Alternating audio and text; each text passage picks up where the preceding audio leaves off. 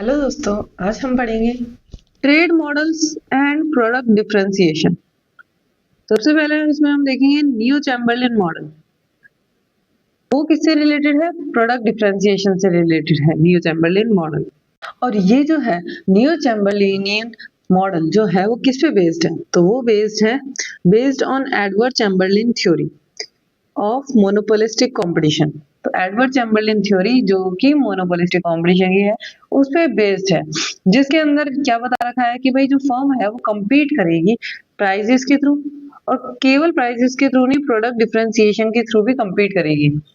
Differentiation में depend on, और जो डिफरेंशिएशन है, प्रोडक्ट डिफरेंशिएशन जो है वो किस चीज पे डिपेंड करेगा? फीचर्स पे, क्वालिटी पे, ब्रांडिंग पे और कंज्यूमर परसेप्शन। कंज्यूमर का क्या परसेप्शन है उस प्रोडक्ट को लेके, उस पे डिपेंड करेगा डिफरेंशिएशन।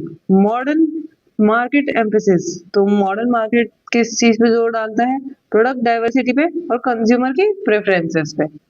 नेक्स्ट हम देखेंगे न्यू होल्डिंग मॉडल, जो कि किससे रिलेटेड है? हॉरिजॉन्टल प्रोडक्ट डिफरेंशिएशन से रिलेटेड है। तो अभी हमने न्यू चैम्बरलिन मॉडल पढ़ा था जो कि प्रोडक्ट डिफरेंशिएशन पे रिलेटेड है, और ये है न्यू होल्डिंग मॉडल जो कि हॉरिजॉन्टल प्रोडक्ट डिफरेंशिएशन से रिलेटेड है। वो किसके द्वारा डेवलप किया गया था? तो देखो, developed from Harold holdings model. तो ये डेवलप्ड किया गया था हेरोल्ड होल्डिंग मॉडल के से। और ये जो firms compete through strategic positioning in product geographical space, जो फर्म्स है वो compete करती है स्ट्रेटेजिक पोजीशन के थ्रू जो प्रोडक्ट है उसकी जोग्राफिकल स्पेस के अंदर, ताकि वो जो मार्केट है, मार्केट का जो शेयर है उसको मैक्सिमाइज कर सके। हॉरिजॉन्टल डिफरेंशिएशन की अगर हम बात करें तो जो प्रोडक्ट है वो एट्रीब्यूट्स में डिफरेंशिएट करेंगे, ना कि क्वालिटी के अंदर। एट्रीब्यूट्स के अंदर मतलब फ्लेवर्स के अंदर, कलर के अंदर, स्टाइल के अंदर। तो इस चीज का डिफरेंशिएशन होगा। हॉरिजॉन्टल डिफरेंशिएशन का मतलब ये होता है कि वो एट्रीब्यूट मतलब कैरेक्टरिस्टिक्स के अंदर डिफर करेंगे। वो क्वालिटी के अंदर ज्यादा डिफर नहीं करेंगे, बट कैरेक्टरिस्टिक, जैसे कि कोई भी आइसक्रीम वगैरह, उसका फ्लेवर चेंज हो गया, उसका कलर मतलब जैसे फ्लेवर हो गया चॉकलेट फ्लेवर, है ना, या फिर है ना कोई भी कलर डाई है तो उसका कलर चेंज हो गया, रेड ब्लू, तो इस तरीके से।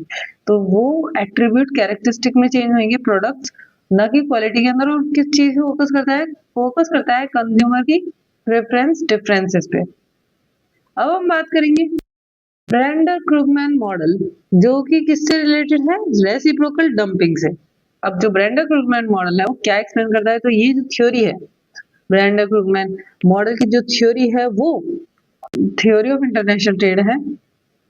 ये जो मॉडल है इसके अंदर हम क्या एग्जामिन करते हैं? तो रेसिप्रोकल डंपिंग की प्रोसेस को एग्जामिन करते हैं, जहां पे जो दो कंट्रीज होती हैं वो आइडेंटिकल गुड्स के अंदर ट्रेड करती है।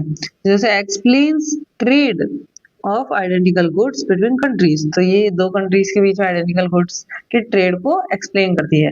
रेसिप्रोकल डंपिंग की अगर हम बात करें तो रेसिप्रोकल डंपिंग क्या दे रखा है इसमें? Firms export goods at lower prices abroad than domestically. मतलब वो अपने डोमेस्टिकल जो कंट्री है जहाँ से वो फर्म है, वहां पे तो है ना वो महंगी प्राइसेस है उस फूड की, लेकिन अगर वो एक्सपोर्ट करेगी तो वो सस्ते प्राइसेस पे एक्सपोर्ट कर रही है। इसे कहते हैं रेसिप्रोकल डंपिंग। और ये कब अगर होता है? जब एक फर्म जो है वो डंप करती है एक तरीके से एक्सेस प्रोडक्शन जो उसका हो रहा है किसके अंदर? फॉरेन मार्केट के अंदर, selling at lower prices than domestic markets, है ना। और ये किस चीज को लीड करता है? तो बेसिकली इससे क्या होता है, इस टाइप के ट्रेड से, इसके अंदर है ना जो सिमिलर गुड्स होता है ना, मतलब दोनों कंट्री के अंदर एक गुड है जो सिमिलर है, तो उस टाइप के गुड्स का ट्रेड होता है। और ये ज्यादातर क्या करता है? जो वहाँ की मतलब जैसे कि सपोज करो कि एक है ना टॉय फैक्ट्री है इंडिया के अंदर, है ना, वो प्रोड्यूस कर रही है टॉय को, तो वो इंडिया के अंदर तो उस टॉय को उसी रेट में बेचेगी, लेकिन जब वो फॉरेन के अंदर बेच रही है तो वो सस्ती रेट में बेच रही है ना। तो जो फॉरेन की जो टॉय फैक्ट्री होगी उसका तो नुकसान हो जाएगा डंपिंग की वजह से, क्योंकि जो इंडिया की जो टॉय फैक्ट्री है उसने वहां पे फॉरेन मार्केट के अंदर उस गुड़ को सस्ते प्राइसेस में बेचना शुरू कर दिया, तो लोग है ना उस सस्ते प्राइसेस वाले गुड़ को ज्यादा खरीदेंगे, है ना। इसकी वजह से क्या होगा? जो फॉरेन के अंदर जो तो उस प्रोडक्ट से रिलेटेड जो फैक्ट्री है वो बंद होने की कगार पे आ जाएगी, है ना। Trade occurs due to economies of scale, transport cost. जो ट्रेड होता है इसके अंदर रेसिप्रोकल डंपिंग के अंदर, वो इकोनॉमीज ऑफ स्केल और ट्रांसपोर्ट कॉस्ट के बेसिस पे होता है। और इवन सिमिलर कंट्रीज में ट्रेड आइडेंटिकल गुड, इवन जो सिमिलर कंट्रीज होती है वो ट्रेड कर सकती है आइडेंटिकल गुड्स में। नेक्स्ट हम पढ़ेंगे न्यू हेक्सर ओलिन मॉडल, जो कि किससे रिलेटेड है, तो बेसिकली ये रिलेटेड है वर्टिकल प्रोडक्ट डिफरेंशिएशन से। अब इसके अंदर हम क्या पढ़ेंगे, based on factor endowment, labour and capital. और हेक्सर ओलिन मॉडल क्या एक्सप्लेन करता है, तो बेसिकली ट्रेड पैटर्न्स को एक्सप्लेन करता है कंट्री के बेसिस पे, और उनके रिलेटिव एंडोमेंट है ना, जो फैक्टर ऑफ प्रोडक्शन है, लेबर और कैपिटल है ना, उसके बेसिस पे क्या उनके फैक्टर एंडोमेंट है। Vertical differentiation, so basically based होता है वर्टिकल डिफरेंशिएशन में प्रोडक्ट जो है वो क्वालिटी और परफॉर्मेंस से डिफर करेंगे, मतलब product differ in quality performance. जो डेवलप्ड कंट्रीज होती हैं उन वो क्या प्रोड्यूस करती हैं, हाई क्वालिटी गुड्स, और जो डेवलपिंग कंट्रीज होती है वो क्या प्रोड्यूस करती है, लो क्वालिटी वेरिएंट प्रोड्यूस करती है। अब हम इसके आएंगे इंपॉर्टेंट पॉइंट्स पे। तो देखो इंपॉर्टेंट पॉइंट्स के अंदर हम की पॉइंट्स के बारे में बात करेंगे और उनकी डिटेल्स के बारे में। जैसे कि सबसे पहले हम देखेंगे प्रोडक्ट डिफरेंशिएशन, है ना। प्रोडक्ट डिफरेंशिएशन कितने तरीके का होता है, तो हॉरिजॉन्टल डिफरेंशिएशन होता है, एक वर्टिकल डिफरेंशिएशन होता है। तो हॉरिजॉन्टल डिफरेंशिएशन की अगर हम बात करें तो ये बेस्ड होता है हॉरिजॉन्टल डिफरेंशिएशन टेस्ट और प्रेफरेंसेस पे, मतलब इसके अंदर जो प्रोडक्ट होता है वो उसकी कैरेक्टरिस्टिक मतलब एट्रीब्यूट्स में डिफर करेगा, ना कि उसकी क्वालिटी के अंदर। जैसे एट्रीब्यूट्स एग्जांपल देखो, फ्लेवर्स, कलर्स, इसमें डिफर करेगा। वर्टिकल डिफरेंशिएशन क्या होता है, ये बेस्ड होता है डिफरेंसेस क्वालिटी और उसके परफॉर्मेंसेस के बेसिस पे। कंज्यूमर क्या करता है, consumer perceive one product as higher और लोअर इन क्वालिटी। तो मतलब है ना, क्वालिटी में डिफर कर रहा है, मतलब एक प्रोडक्ट हायर क्वालिटी का है, एक प्रोडक्ट लोअर क्वालिटी का है, इस तरीके से। जैसे अगर हॉरिजॉन्टल डिफर करना है तो सपोज एक एग्जांपल ले लो फोन का। एक फोन है, कोई भी एक फोन मान लो, है ना, उसको एक कंपनी का फोन है, जैसे ओप्पो मान लो, ठीक है। अब ओप्पो कंपनी के फोन के अंदर अगर आप है ना कलर के बेसिस पे उस फोन को चूज कर रहे हो, तो ये क्या हो गया, कलर के बेसिस पे हॉरिजॉन्टल डिफरेंशिएशन। लेकिन आप है ना इस बेसिस पे चूज कर रहे हो कि है ना वो अब ओप्पो कंपनी के अलावा बाकी जो कंपनीज है, जैसे ओप्पो मान लो, एमआई मान लो, तो ये कंपनीज में अगर डिफर हो रही है, मतलब क्वालिटी डिफर हो रही है इसके अंदर, तो ये क्या है, वर्टिकल डिफरेंशिएशन। ये तो वर्टिकल डिफरेंशिएशन है।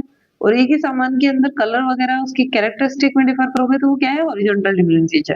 तो इन दोनों के बीच में ध्यान रखना कि हॉरिजॉन्टल प्रोडक्ट डिफरेंशिएशन क्या होता है, कैरेक्टरिस्टिक में चेंजेस, और वर्टिकल डिफरेंशिएशन क्या होता है, क्वालिटी या फिर परफॉर्मेंस में चेंजेस।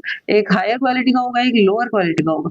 अब इंपॉर्टेंस की हम बात करें तो both types of differentiation are crucial for understanding. दोनों ही टाइप के जो डिफरेंशिएशन है वो बहुत क्रूशियल है समझने के लिए कंज्यूमर चॉइस को और मार्केट के स्ट्रक्चर को। अब हम बात करेंगे रेसिप्रोकल डंपिंग को। तो इसके कंसेप्ट की अगर हम बात करें तो trade can occur even when countries produce similar goods. Trade है ना तब भी अकर होएगा जब जो कंट्रीज है वो सिमिलर गुड प्रोड्यूस करेगी, driven by firm specific strategies rather than comparative advantage. तो ये जो है ये फर्म की स्पेसिफिक स्ट्रेटेजी के थ्रू ड्रिवन होता है, ना कि कॉम्पिटिटिव एडवांटेज के थ्रू। जैसे फर्म की एक स्ट्रेटेजी है कि भाई मैं ना अपने कंट्री के अंदर तो महंगा गुड बेच लो, लेकिन दूसरी कंट्री के अंदर सस्ता बेच लो, तो वहां का जो मार्केट है उसको मैं ऑक्यूपाई कर पाऊंगा। मतलब एक तरीके से स्ट्रेटेजी हुई है ना कि कॉम्पिटिटिव एडवांटेज, मतलब कंपेरेटिव एडवांटेज नहीं है इसके अंदर। ठीक है, इस चीज का ध्यान रखना। इम्प्लीकेशंस की अगर हम बात करें तो inefficiencies like increase transport cost. तो इनएफिशिएंसी कब क्रिएट होगी, जब है ना ट्रांसपोर्ट कॉस्ट बढ़ जाएगी। Potential welfare losses due to duplication of production. जो पोटेंशियल वेलफेयर होगी वो उसमें लॉस होगा, क्योंकि जो डुप्लीकेशन ऑफ प्रोडक्शन हो रहा है ना इसकी वजह से। shows that trade may rise from firms strategies not just resource differences। तो ये क्या चीज शो करती है, रेसिप्रोकल डंपिंग जो ट्रेड है वो अराइज क्यों हो रहा है, फर्म की स्ट्रेटेजी के कारण, ना कि कोई प्रोडक्ट के अंदर कोई डिफरेंट क्वालिटी है या कोई डिफरेंस के कारण नहीं हो रहा।